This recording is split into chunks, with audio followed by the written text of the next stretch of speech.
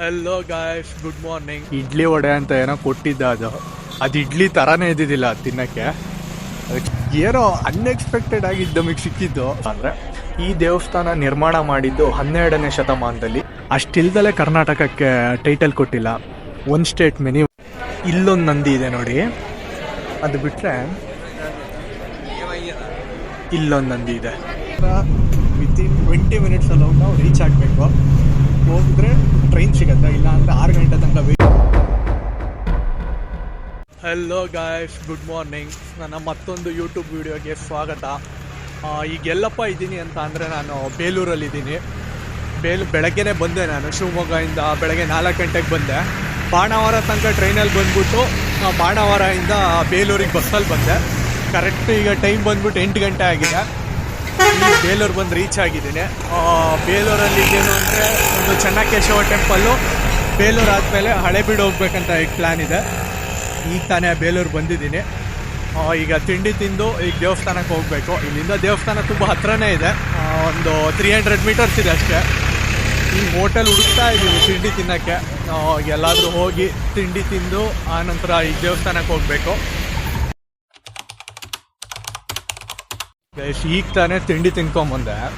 ತಿಂಡಿ ಅಂತೂ ಚೂರು ಚೆನ್ನಾಗಿದ್ದಿದ್ದಿಲ್ಲ, ಅದಕ್ಕೆ ಏನೋ ತೋರ್ಸೋಕೆ ಹೋಗಿಲ್ಲ. ಅದು ಇಡ್ಲಿ ವಡೆ ಅಂತ ಏನೋ ಕೊಟ್ಟಿದ್ದ, ಅದು ಇಡ್ಲಿ ಥರನೇ ಇದ್ದಿದ್ದಿಲ್ಲ ತಿನ್ನೋಕ್ಕೆ. ಅದಕ್ಕೆ ಸುಮ್ಮನೆ ಅಥವಾ ಏನೋ ಕೊಟ್ಟಿದ್ದಾನಲ್ಲ ಅಂತ ಅಂದ್ಕೊ ತಿನ್ಕೊಂಬಿಟ್ಟು ಬಂದೆ. ಈಗ ಇಲ್ಲಿಂದ ಈಗ ಟೆಂಪಲ್ ಹತ್ರ ಹೋಗ್ತಾ ಇದ್ದೀನಿ. ಟೆಂಪಲ್ ಹತ್ರ ಹೋಗ್ತಿದ್ದಂಗೆ ಏನೋ ಒಂದು ನಮಗೆ ಸರ್ಪ್ರೈಸಾಗಿ ಕಾಣಿಸ್ತು. ತೋರಿಸ್ತೀನಿ ನೋಡಿ ನಿಮಗೆ. ನೋಡಿ, ಎದುರುಗಡೆ ಒಂದು ನಿಮಗೆ ಸ್ಟ್ಯಾಚು ಕಾಣಿಸ್ತಾ ಇದೆ. ಇದು ಎಲ್ಲಿತ್ತು ಅಂತ ನಮ್ಮ ಶಿವಮೊಗ್ಗದವ್ರಿಗೆ ಗೊತ್ತಾಗತ್ತಿದ್ದು. ಮತ್ತು ನಮ್ಮ ಶಿವಮೊಗ್ಗದ ಸ್ಟ್ಯಾಚು ಬೇಲೂರಲ್ಲಿ. ಏನೋ ಅನ್ಎಕ್ಸ್ಪೆಕ್ಟೆಡ್ ಆಗಿದ್ದು ನಮಗೆ ಸಿಕ್ಕಿದ್ದು. ಸುಮ್ಮನೆ ಬಂದ್ವಿ ಅಷ್ಟೇ. ನೋಡಿದ್ರೆ ನಮ್ಮ ಶಿವಮೊಗ್ಗದ ಮೂರ್ತಿನೇ ಕಣ್ಮುಂದೆ ಬಂದಿದೆ. ನೋಡಿ, ನಮ್ಮ ಆಂಜನೇಯ, ನ್ಯೂ ಮಂಡ್ಲಿಯಲ್ಲಿದ್ದಂಥ ನಮ್ಮ ಆಂಜನೇಯ ಬೇಲೂರು ದೇವಸ್ಥಾನದ ಎದುರುಗಡೆ. ಹಲೋ ಗಾಯ್ಸ್, ವೆಲ್ಕಮ್ ಟು ಬೇಲೂರಿಗೆ ಸುಸ್ವಾಗತ. ಬೇಲೂರು ಬಗ್ಗೆ ನಿಮಗೆ ವಿಚಾರಗಳನ್ನು ತಿಳಿಸೋಕ್ಕೂ ಮುಂಚೆ, ಬೇಲೂರಿನ ದೇವಸ್ಥಾನದ ಒಂದು 4-5 ಕ್ಲಿಪ್ ಹಾಕ್ತೀನಿ, ಅದನ್ನು ನೋಡ್ಕೊಂಬನ್ನಿ, ಆಮೇಲೆ ಸಿಗೋಣ.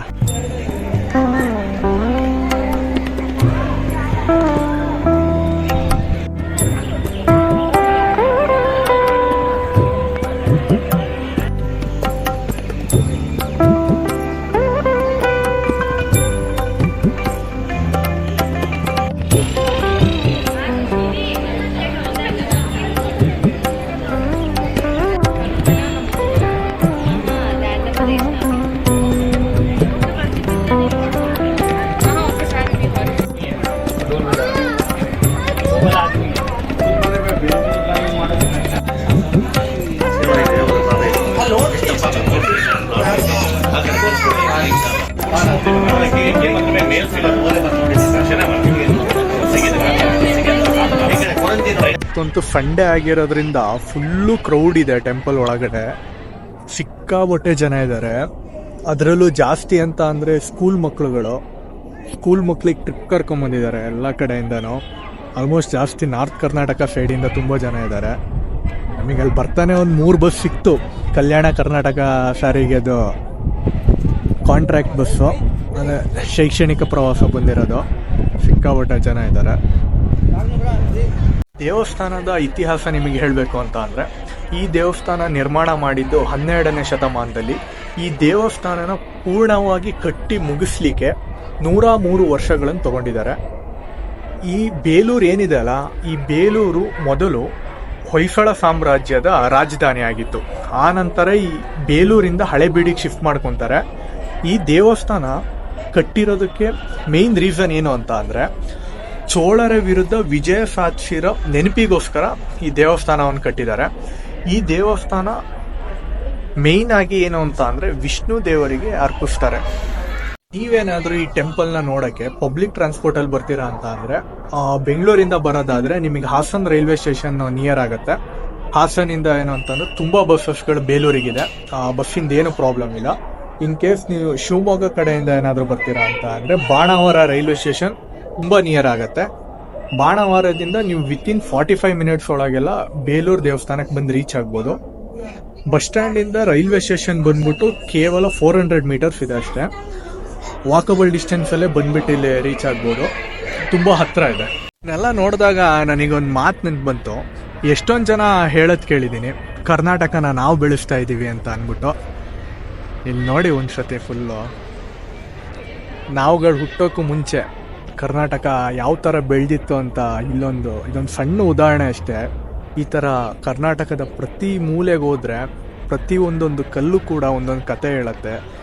ಈ ಸ್ಥಳದಲ್ಲಿ ಏನು ಘಟನೆ ನಡೆದಿದೆ ಅಂತ ಅಂದ್ಬಿಟ್ಟು.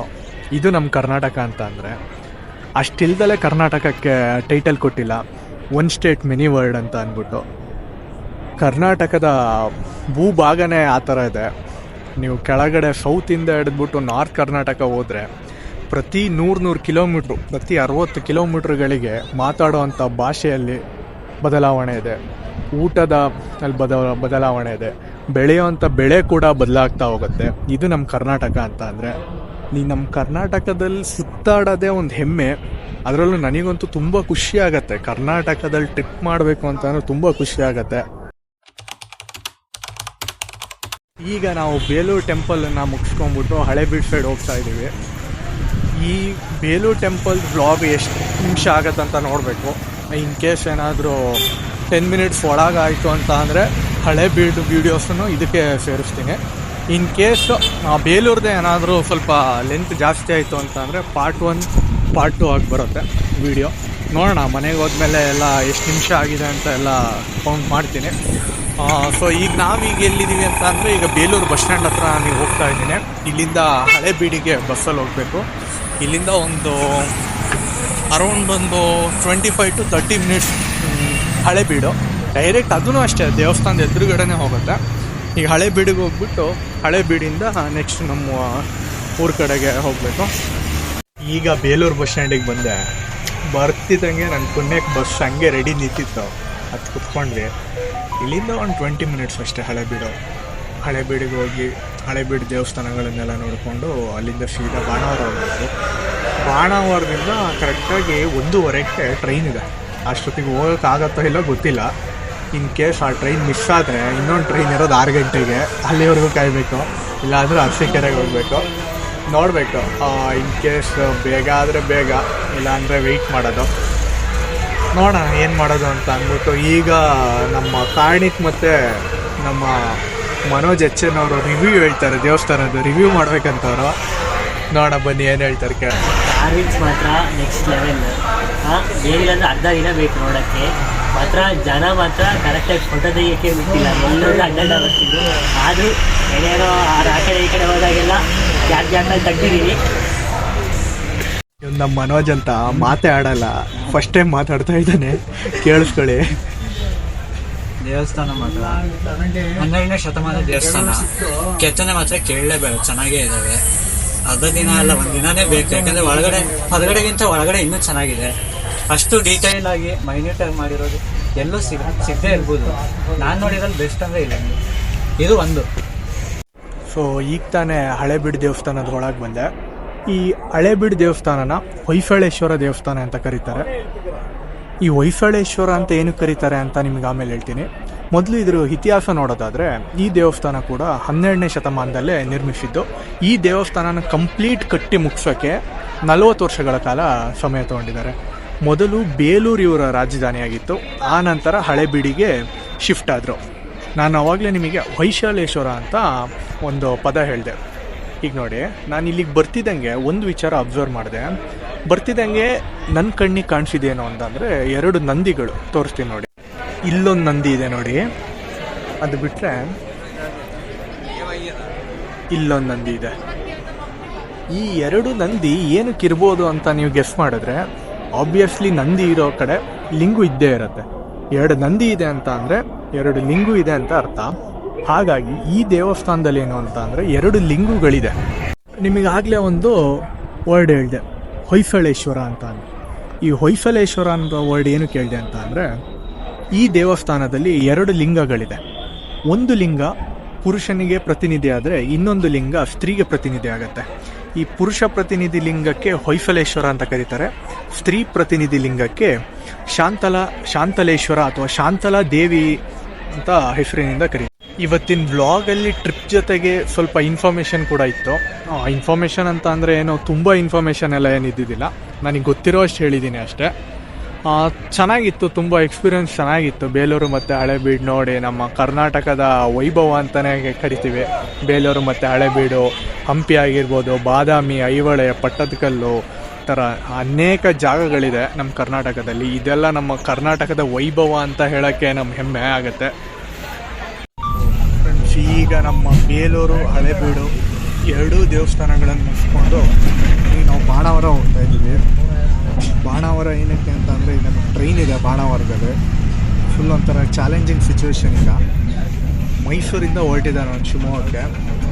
ಅವನ ಅರ್ಶಿಕೆರೆ ರೀಚ್ ಆಗೋದ್ರೊಳಗೆ ನಾವು ಬಾಣಾವರ ರೀಚ್ ಆಗಬೇಕು, ಇಲ್ಲಾಂದರೆ ಅವನಿಗೆ ಕ್ಯಾಚ್ ಮಾಡೋಕ್ಕಾಗಲ್ಲ. ಈಗ ಬಸ್ ಟೈಮಿಂಗ್ಸು 1:20ಕ್ಕೆ ಹೋಗುತ್ತೆ, ಅವನು ಅರ್ಶಿಕೆರೆನೂ 1:20ಕ್ಕೆ ಬರ್ತಾನೆ.